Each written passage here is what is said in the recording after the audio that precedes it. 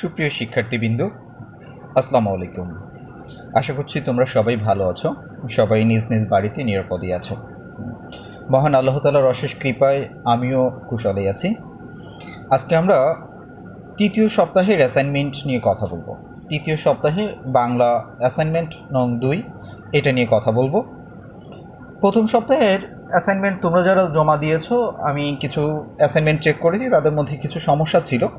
যেমন একটা সমস্যা হচ্ছে তোমরা খাতার মধ্যে মার্জিন করো নাই, মানে অ্যাসাইনমেন্টের নিয়ম হচ্ছে সুন্দর করে খাতার মধ্যে মার্জিন করা, তোমরা মার্জিন করো নাই। আর একটা হচ্ছে অনেকেই দেখলাম উভয় পেজে লিখেছো, এই পেজেও লিখেছো আবার এই পেজেও লিখেছো, কিন্তু অ্যাসাইনমেন্টের বিষয়ে বলা হয়েছে যে যে কোনো এক পেজে লিখবে, যাতে বাকি পেজে শিক্ষক তার কমেন্টগুলো করতে পারে। এটা এই ভুলগুলো হয়েছে। আর কভার পেজ এক একজন এক এক রকমভাবে করেছো, কভার পেজগুলো তোমরা ঠিক করে নিবে, আর এই বিষয়গুলো একটু খেয়াল রাখবে। আজকের এই তৃতীয় সপ্তাহের বাংলা অ্যাসাইনমেন্ট নং 2 নম্বর, বাংলা 2 নম্বর অ্যাসাইনমেন্টের যে বিষয়গুলো আছে, এটা হচ্ছে তোমার বাংলা দ্বিতীয় পত্র থেকে। বাংলা দ্বিতীয় পত্রের অন্যতম একটি বিষয় হচ্ছে বাংলা শব্দের উচ্চারণ, শুদ্ধ উচ্চারণ। এই শুদ্ধ উচ্চারণ থেকে তোমাদের কিছু নিয়ম লিখতে হবে এবং কিছু শব্দের উচ্চারণ লিখতে হবে। আমি একটু বুঝিয়ে দিচ্ছি কী কী লিখতে হবে। তোমাদের বফলার উচ্চারণ সূত্র লিখতে হবে 3টি।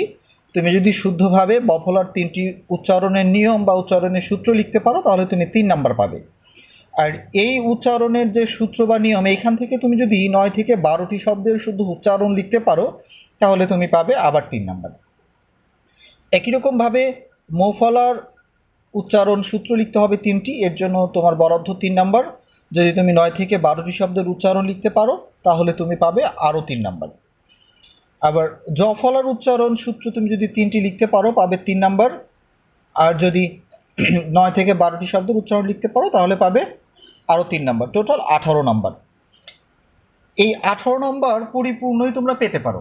খুবই সহজ বাংলা দ্বিতীয় পত্র। আমি তোমাদের এই উচ্চারণ সূত্র বা নিয়মগুলো দেখাই দিব। তোমাদের কাজ হচ্ছে তোমাদের পাঠ্যপুস্তক থেকে খুঁজে 9 থেকে 12টি শব্দের উচ্চারণ তোমাদেরকে লিখতে হবে। আমি যে নিয়ম দেখিয়ে দেব, সেই নিয়ম অনুসারেই তোমরা লিখতে পারবে, খুব সহজ। আমরা এখন তাহলে কিভাবে তোমরা অ্যাসাইনমেন্টে উত্তর করবে, এই উচ্চারণ সূত্রগুলো কিভাবে লিখবে, আমি সেইগুলো একটু তোমাদের বলে দিচ্ছি।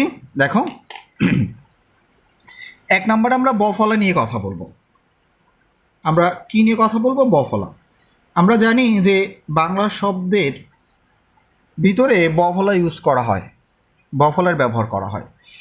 এখন এই বফলা যদি শুরুর বর্ণের সঙ্গে থাকে, দেখো আমি 3টা সূত্র লিখছি। প্রথমে 1 নম্বরে, এই বফলা যদি কোনো শব্দের শুরুর বর্ণের সঙ্গে যুক্ত থাকে, তাহলে ওই বফলার উচ্চারণ হয় না। 1 নম্বর, বফলা যদি শুরুর বর্ণের সঙ্গে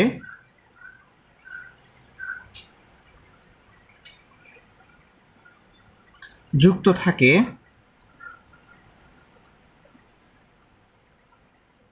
তাহলে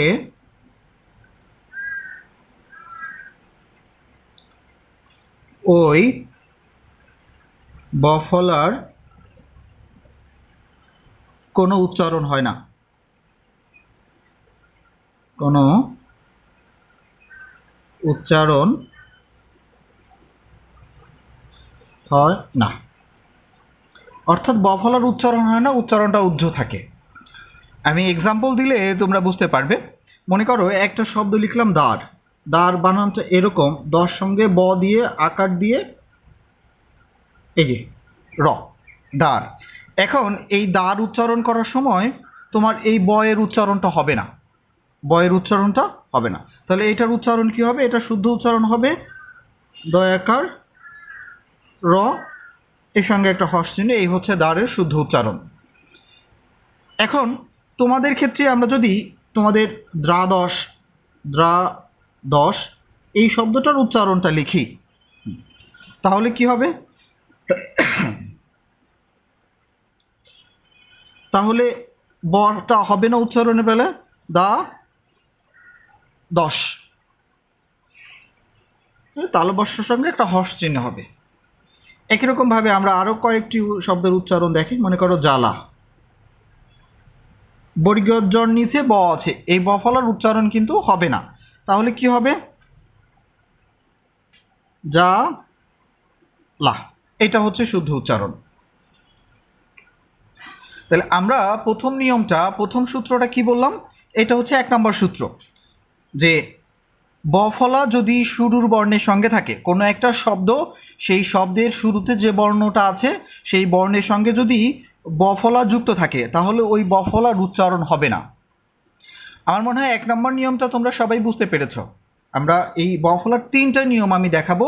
3টা নিয়মের মধ্যে 1 নম্বর নিয়মটা হচ্ছে ব ফলা যদি শুরুর বর্ণের সঙ্গে যুক্ত থাকে তাহলে ওই ব ফলার কোনো উচ্চারণ হবে না। আমি কয়েকটি এক্সাম্পল দেখিয়েছি, উদাহরণ দেখিয়েছি, তোমরা নিশ্চয়ই বুঝতে পেরেছ।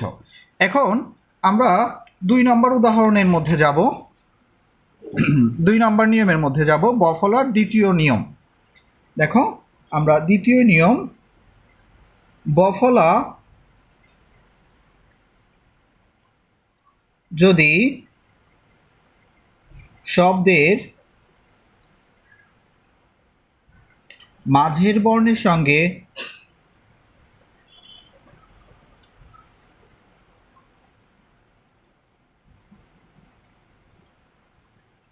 বা শেষের বর্ণের সঙ্গে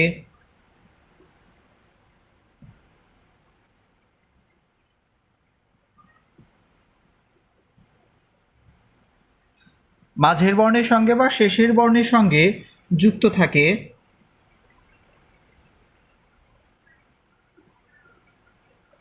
থাকে তাহলে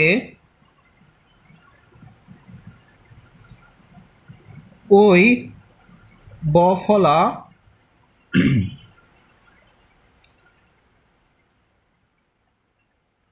ব ফলার উচ্চারণ না হয়ে যে বর্ণের সঙ্গে যুক্ত থাকে, যে বর্ণের সঙ্গে যুক্ত থাকে ওই বর্ণ 2 বার উচ্চারিত হয়। ওই বর্ণ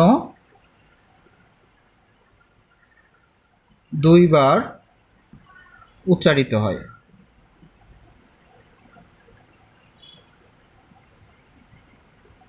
তাহলে আমরা কি বললাম?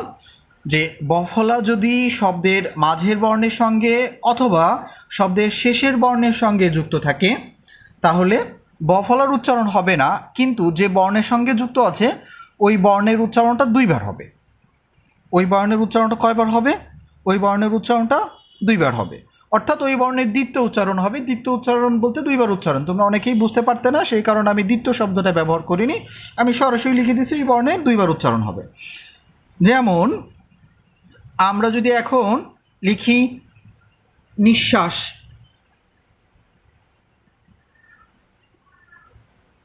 দেখো নিঃশ্বাস, নিঃশ্বাস শব্দের ব ফলা যুক্ত আছে কোথায়? ব ফলা যুক্ত আছে মাঝের বর্ণের সঙ্গে। মাঝখানে যে তালব্যস্য ছিল, তালব্যস্যর সঙ্গে ব ফলা যুক্ত আছে। এখন এই তালব্যস্যর উচ্চারণটা 2 বার হবে, বর উচ্চারণটা হবে না, কিন্তু তালব্যস্যর উচ্চারণ কয়বার হবে? 2 বার হবে। তাহলে এটার উচ্চারণ কি হবে? একবার লিখলাম, প্রথমটার নিচে হস চিহ্ন দিব, আবার হবে এটার উচ্চারণ। আর উচ্চারণের বেলায় আমরা আরেকটা নিয়ম জানি, যে দন্তস্বর উচ্চারণ তালব্যস্যর মতো হবে। নিঃশ্বাস, দেখো তোমরা বুঝতে পেরেছো কিনা? নিঃশ্বাস, এইটা হচ্ছে নিঃশ্বাস শব্দের শুদ্ধ উচ্চারণ। আমরা যদি এখন বলি বিশ্বাস তাহলেও এরকম হবে। আমরা যদি এখন এরকম বলি ভূস্বামী, ভূস্বামী উচ্চারণটা হবে ভূস্বামী। দেখো উচ্চারণের সময় কখনো দীর্ঘকার বা দীর্ঘ ইকার উচ্চারিত হয় না, মানে লিখতে হয় না। উচ্চারণ লেখার সময় এটা রস্যকার দিয়ে লিখতে হবে। এবং যে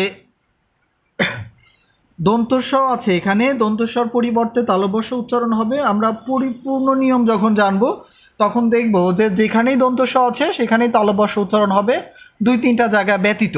দুই তিনটা জায়গা কি, যদি দন্তস্বর সাথে ত যুক্ত থাকে বা থ যুক্ত থাকে সেই ক্ষেত্রে দন্তস্ব দন্তস্বই থাকবে। আরও কিছু নিয়ম আছে আমরা দেখব, কিন্তু আমরা এইখানে শুধু এতটুকু নিয়ম পড়লেই হবে যে দন্তস্ব তালব্যতে রূপান্তরিত হবে। আমরা প্রথমটা নিচে হর্ষ চিহ্ন দিলাম, এখন যে এটা দুইবার উচ্চারণ হবে সেই কারণে আর একটা হবে ভূষা মি। আমরা একটু আগেই বলছিলাম যে দীর্ঘ ইকার ব্যবহার হবে না উচ্চারণ লেখার সময়। উচ্চারণ লেখার সময় দীর্ঘ ইকার ব্যবহার করা হবে না, সেখানে আমরা হ্রস্ব ইকার ব্যবহার করব। দীর্ঘ উকার ব্যবহার করা হবে না, আমরা হ্রস্ব উকার ব্যবহার করব। আমার মনে হয় তোমরা নিশ্চয়ই বুঝতে পেরেছো। তোমাদের উচিত হবে হচ্ছে তোমাদের টেক্সট বইয়ে খুঁজে দেখতে হবে কোথায় কোথায় বফলা আছে। সেই বফলার শব্দেরগুলো এরকম 9 থেকে 12টি শব্দ তোমাদেরকে খুঁজে বের করতে হবে। আমরা আরও কিছু নিয়ম দেখব, আরেকটা নিয়ম দেখব বফলার ক্ষেত্রে। 3 নম্বর নিয়ম, তোমাদের 3টা নিয়ম লিখতে বলেছে না, 3টা নিয়ম। সেক্ষেত্রে হচ্ছে আমরা বফলা কোথায় উচ্চারিত হচ্ছে সেটা দেখব। বফলা কোথায় কোথায় উচ্চারিত হচ্ছে আমরা সেটা দেখব। এখন দেখো, এই বফলা যদি কখনো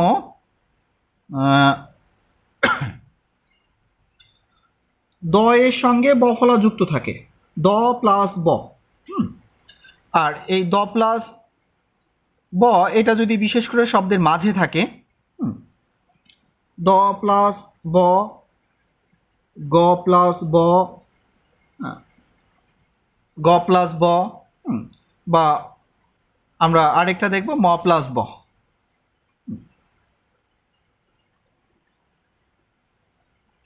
আমরা 3টা দেখলাম, যদি দ এর সঙ্গে ব যুক্ত থাকে এবং সেটা যদি শব্দের শুরুতে না থাকে শব্দের মাঝামাঝি থাকে তাহলে এই ব এর উচ্চারণটা হবে, ব এর উচ্চারণটা হবে। তোমরা যখন দ্বাদশ লিখতে গিয়েছিলে তখন কিন্তু উচ্চারণ হয় নাই, দ্বাদশ যখন লিখতে গিয়েছিল তখন উচ্চারণ হয় নাই, শুরুতে ছিল। বা এখানে আরেকটা নিয়ম আছে, এটার নিয়ম হচ্ছে এই যে দ, এই দ আসলে পূর্বে ছিল খণ্ডত, পূর্বে খণ্ডত ছিল, সন্ধির কারণে এই খণ্ডতটা দ হয়ে গেছে, আর এই গটা পূর্বে ছিল ক, সন্ধির কারণে গ হয়ে গেছে। সেই কারণে এই নিয়মের ক্ষেত্রে বফলার উচ্চারণ হবে যখন তোমাকে এরকম থাকবে, বর উচ্চারণটা হবে যখন আমরা গ সঙ্গে লিখব, গ সঙ্গে এরকম ব লিখবো সেটা উচ্চারণ হবে, যখন ম সঙ্গে ব লিখবো সেটা উচ্চারণ হবে। খেয়াল করো, আমরা যদি লিখি উদ্বেল বা উদ্বোধন, আমরা যদি লিখি, খেয়াল করো,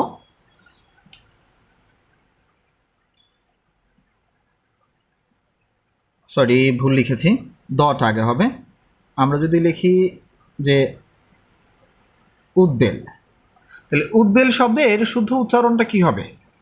এই উদ্বেল শব্দের শুদ্ধ উচ্চারণ হবে দ আছে, দ হবে, এবং এই কারটা পরবর্তী বর্ণের সঙ্গে এরকম হবে উদ্বেল। একই রকমভাবে উদ্বোধন বা অন্য কোনো শব্দের উচ্চারণ তোমরা নিশ্চয়ই পারবে। এই গ যদি থাকে, গ যদি থাকে তাহলেও সেই গর সাথে যে ব ফলা থাকবে সেই ব ফলার উচ্চারণটা হবে। যেমন আমরা যদি বলি দিক বিদিক, একটা শব্দ লিখলাম দিক বিদিক, দিক বিদিক, এরকম গ সঙ্গে ব ফলা আছে, দিক বিদিক, দিক বিদিক ছোটাছুটি করো না, এরকম শব্দ থাকতে পারে। তাহলে এটার উচ্চারণ কি হবে? এটার উচ্চারণ প্রথমে দয় রশ্মি, গ, গর নিচে হস, দিক, এরপরে বি, এরপরে দিক, দিক বিদিক। তোমরা নিশ্চয়ই বুঝতে পারছো, দিক বিদিক এরকম হবে। এরপরে পদের শেষে, পদের মাঝখানে বা শেষে যদি কখনো ময়ের সঙ্গে ব ফলা থাকে তাহলে সেই ক্ষেত্রে উচ্চারণ হবে, শুরুতে না, শব্দের মাঝখানে বা শেষে যদি মোর সঙ্গে ব ফলা থাকে সেক্ষেত্রে উচ্চারণ হবে। যেমন আমরা যদি লিখি যে কলম্বো, সেই ক্ষেত্রে ব ফলার উচ্চারণটা হবে ক লোম ব, এটার উচ্চারণ হবে এরকম কলম ব। আমরা যদি লিখি লম্বা তাহলে এরকম হবে ল হর্ষচিহ্ন বা। আমার মনে হয় আমি বফলার উচ্চারণের 3টা সূত্র তোমাদেরকে বোঝাতে পেরেছি। আরও সূত্র আছে, আমাদের এত সূত্র দরকার নেই। তোমরা যদি এই 3টা সূত্র সুন্দর করে লিখতে পারো এবং 3টা সূত্রের সঙ্গে যদি 4টা করে উদাহরণ দিতে পারো, তোমরা এক একটা সূত্রের সঙ্গে 4টা করে উদাহরণ, সেই উদাহরণগুলো অবশ্যই টেক্সট বই থেকে হতে হবে। তাহলে তোমরা এই বফলার যে নিয়মটা আছে এর জন্য তোমরা টোটাল 6 মার্কস পাবে। সূত্রের জন্য 3 মার্কস এবং উদাহরণের জন্য 3 মার্কস, 6 মার্কস পাবে। তোমাদের দ্বিতীয় অ্যাসাইনমেন্ট, বাংলা দ্বিতীয় অ্যাসাইনমেন্টে টোটাল নম্বর 18। আগেরটা যেমন ছিল 20, এখন দ্বিতীয় অ্যাসাইনমেন্টে টোটাল নাম্বার হচ্ছে 18। আমার মনে হয় তোমরা এইটা বুঝতে পেরেছো। আমরা এখন তোমার মৌফলা নিয়ে কথা বলবো। আমরা এখন মৌফলা নিয়ে কথা বলবো। আচ্ছা, আমরা এখন মৌফলা নিয়ে কথা বলবো। মৌফলেরও আমি 3টা নিয়ম বা 3টা সূত্র তোমাদেরকে দেখিয়ে দিব। 3টা নিয়ম বা 3টা সূত্র তোমাদেরকে দেখিয়ে দিব, তোমরা শব্দগুলো খুঁজে খুঁজে বের করে লিখবে। এখানেও 1 নাম্বার যে নিয়মটা আমরা লিখতে চাচ্ছি, শব্দের শুরুতে বা শব্দের আদিতে মৌফলা থাকলে সেই মৌফলার উচ্চারণ হয় না। আমি এখন আর নিয়মটা লিখলাম না, ওই নিয়মটাই হুবহু জাস্ট আমি এখন বলে দিচ্ছি, উদাহরণ দিয়ে বুঝিয়ে দিব। শব্দের আদিতে বা শব্দের শুরুতে, শব্দের আদি, আদি মানে কিন্তু শুরু, আদিতে বা শুরুতে কি হবে না, আদিতে বা শুরুতে উচ্চারণ হবে না। আর কিছু নেই, এই পর্যন্তই।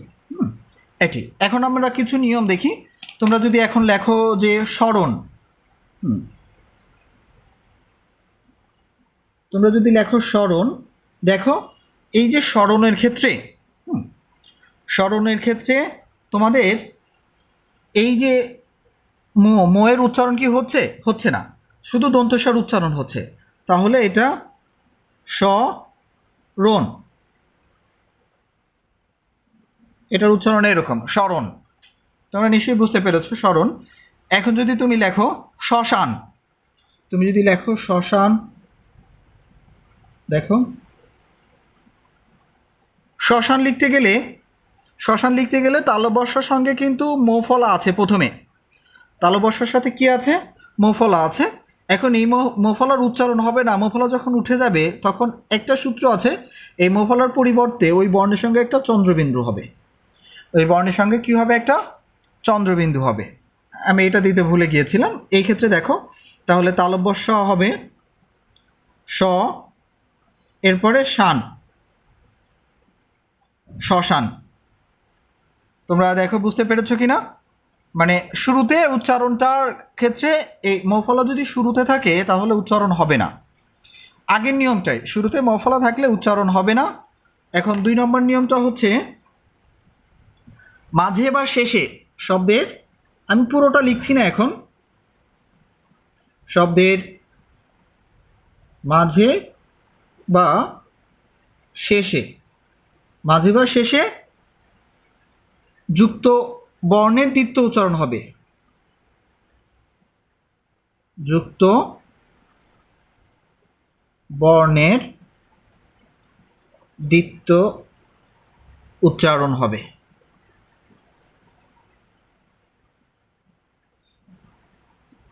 অর্থাৎ আগের যে নিয়মটা ছিল সেম নিয়ম, অর্থাৎ মৌফলার উচ্চারণ হবে না, মৌফলার উচ্চারণ হবে না, কিন্তু যে বর্ণের সঙ্গে যুক্ত থাকবে, যেই বর্ণের সঙ্গে যুক্ত থাকবে সেই বর্ণের দ্বিত্ব উচ্চারণ হবে। বুঝাতে পেরেছি কিনা, যে মৌফলার উচ্চারণ হবে না, যেই বর্ণের সঙ্গে থাকবে সেই বর্ণের দ্বিত্ব উচ্চারণ হবে। আমরা একটু উদাহরণ দিয়ে দেখতে চাই। মনে করো আমরা লিখলাম পদ্মা, প দ ম আকার, পদ্মা। এখন পদ্মার উচ্চারণ লেখার সময় আমরা কিভাবে লিখব, আমরা পটা ঠিক মতো রাখলাম। এখন এই যে মোর উচ্চারণ হবে না, যুক্ত আছে দ এর সঙ্গে, দ 2বার উচ্চারণ হবে। তাহলে প্রথমটার সঙ্গে একটা হর্ষ চিহ্ন হবে, পরেরটার সঙ্গে যে কাট চিহ্ন আছে সেই কাট চিহ্ন হবে পদ্মা। এই ক্ষেত্রে মনে রাখার বিষয় হচ্ছে মো যখন উঠে যাবে যেই বর্ণের সঙ্গে যুক্ত থাকবে সেই বর্ণের সাথে একটা চন্দ্রবিন্দু হবে।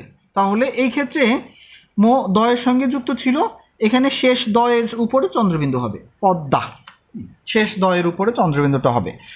আমার মনে হয় তোমরা নিশ্চয়ই বুঝতে পেরেছো। আর একটা উদাহরণ আমরা দিতে পারি। আমরা মনে করো বললাম যে পদ্ম, পদ্মা যদি পদ্ম ও কাটটা এটা বাদ দিই, আমরা লিখি হচ্ছে বিস্ময়, বি দন্তস্বর সঙ্গে ম। এইটা অনেকেই তোমরা বিস্ময় উচ্চারণ করো, আসলে বিস্ময় উচ্চারণ না, এটা হবে বিস্ময়। এটা উচ্চারণটা কি হবে? বিস্ময়। দেখো প্রথমে ব রস্যিকার দন্তস্বর পরিবর্তে তালব্যস্য হবে, বিষ, আবার তালব্যস্য হবে, হ্যাঁ, শয়, এবং সেই তালব্যস্যর সঙ্গে একটা চন্দ্রবিন্দু হবে, বিষ, এরপরে অন্তস্থ বিস্ময়। তোমরা নিশ্চয়ই বুঝতে পেরেছ।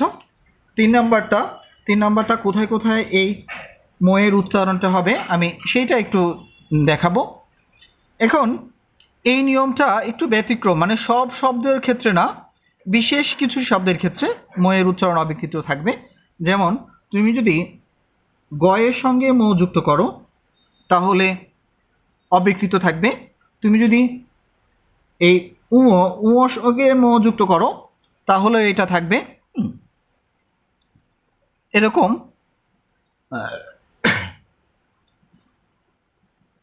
আরও কিছু ব্যতিক্রম আছে, আমরা ব্যতিক্রমগুলো দেখতে চাই না। এরপরে মনে করো মূর্ধন্য বা দন্তন্য, মূর্ধন্য বা দন্তন্য, এই মূর্ধন্য বা দন্তন্যর সাথে যদি তুমি ম যুক্ত করো তাহলে কিন্তু তোমার উচ্চারণটা হবে। এরপরে তুমি যদি লয়ের সঙ্গে ম যুক্ত করো, লয়ের সঙ্গে ম যুক্ত করলে সেক্ষেত্রেও তোমার উচ্চারণটা হবে। হ্যাঁ, এইগুলোর ক্ষেত্রে তোমার উচ্চারণটা হবে। এগুলো দেখো, এই ময়ের উচ্চারণ হয় নাই, এই দুইটা নিয়মে ময়ের উচ্চারণ হয় নাই, কিন্তু এইগুলোর ক্ষেত্রে ময়ের উচ্চারণ হবে। আমরা উদাহরণ দিলেই তোমরা একটু ক্লিয়ার হবে। আমরা যদি এখন গয়ের সঙ্গে একটা উদাহরণ দেই, মনে করো আমরা লিখলাম যুগ্ম। দেখো তো ময়ের উচ্চারণটা হচ্ছে কিনা? হ্যাঁ, ময়ের উচ্চারণ হচ্ছে।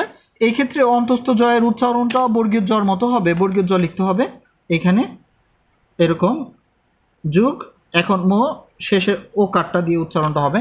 কারণ তোমরা যখন পুরোপুরি উচ্চারণটা শিখবে তখন কোথায় ও কার হবে, বর্গীয় জ কেন হবে, এগুলো সব জানতে পারবে, সব জানতে পারবে। এরপরে এখানে আমরা আরও উদাহরণ দিতে পারি, বাগ্মী, এরকম উদাহরণ খুঁজে খুঁজে দিতে পারি। এখন যেখানে মৌ আছে আমরা সেই উদাহরণ যদি দেই, আমরা যদি বলি যে বাংময়, একটা উমো দিলাম, মো দিলাম, অন্তস্থ, তাহলে এইটার উচ্চারণটা দেখো কি হবে। আমরা এই যে এইটার উচ্চারণটা এরকম হবে, বয়াকার, এখন উমো হবে, বাং, এরপর হবে ময়, এর সঙ্গে একটা বাং ময়, বাংময়। এখন যদি আমরা দন্তন্য বা মূর্ধন্য এগুলোর সাথে যুক্ত করি সেগুলোর ক্ষেত্রে কীরকম হবে? সেগুলোর ক্ষেত্রে মনে করো আমরা বললাম যে উন্মাদ বা উন্মুক্ত, মৃন্ময়, এরকম আমরা একটা বললাম, মনে করো আমরা বললাম মৃন্ময়, মৃন্ময়। দেখো আমাদের যেভাবে আছে আমরা মোর সাথে রিকার দিয়ে দিলাম, একটু আলাদা করে প্রথমটা নিশ্চয় হর্ষ চিহ্ন এবং মোর উচ্চারণটা হবে মৃন্ময়, এইরকম। আচ্ছা, এখন এই যে একটা তোমাদের জন্য রেখে দিলাম, লয়ের সঙ্গে মো থাকলে এরকম উদাহরণ খুঁজে তোমরা লিখবে, ঠিক আছে?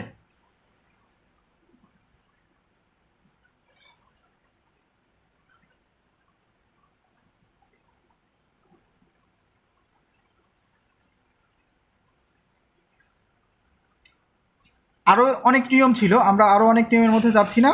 আমরা এবার জফলার 3টা নিয়ম আমরা দেখব। তোমরা নিশ্চয়ই বুঝতে পারছো সবই। আমরা এখন কি করব? জফলা, এই যে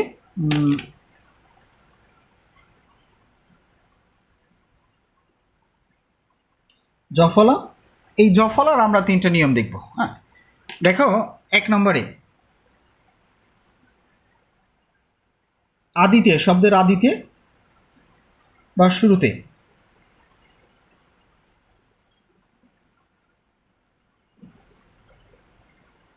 আদিতে আর শুরুতে লিখলাম না, আদিতে থাকলে এর মতো উচ্চারণ হবে।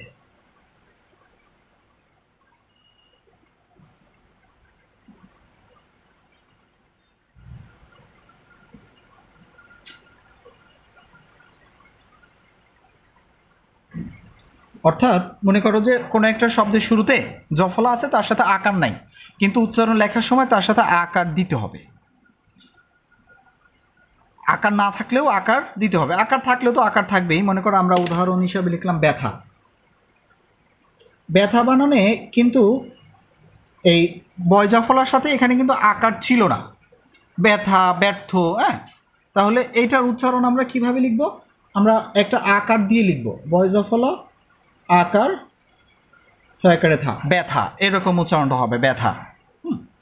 আচ্ছা, হ্যাঁ, আমার মনে হয় তোমরা বুঝতে পেরেছো। হ্যাঁ, এখন এটা হচ্ছে শুরুতে, শুরুতে আকার না থাকলেও দিতে হবে, আকার থাকলেও দিতে হবে। যদি আকার থাকে এরকম, আকার থাকে, আকার থাকে যেমন আমরা লিখি ব্যাধ, জাস্ট উচ্চারণটা এরকমই হবে, যা আছে সেটাই হবে, শুধু এই শেষে একটা, যেহেতু উচ্চারণ আর হচ্ছে না, এখানে একটা জফলা দিয়ে দিতে হবে। হ্যাঁ, ব্যাকুলতা, তোমরা নিশ্চয়ই এটা বুঝতে পেরেছ, নিশ্চয়ই এটা বুঝতে পেরেছ। এখন এই বর্ণের সাথে সাংঘর্ষিক, এই বর্ণের সাথে সাংঘর্ষিক আর একটা সূত্র, সেই সূত্রটা দেখো যে শুরুতে, শব্দের শুরুতে জফলা আছে, শব্দের শুরুতে জফলা আছে এবং পরবর্তী বর্ণের সঙ্গে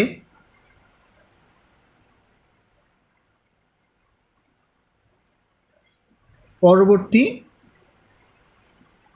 বর্ণের সঙ্গে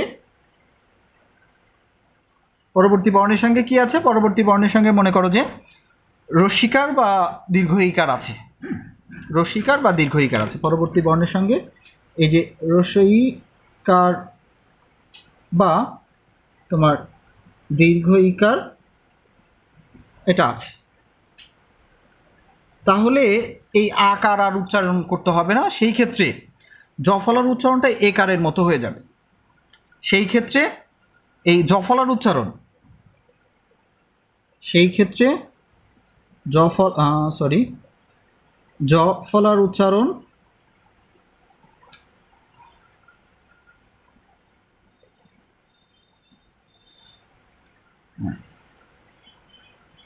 এ কারের মতো হবে, এ কারের মতো হবে।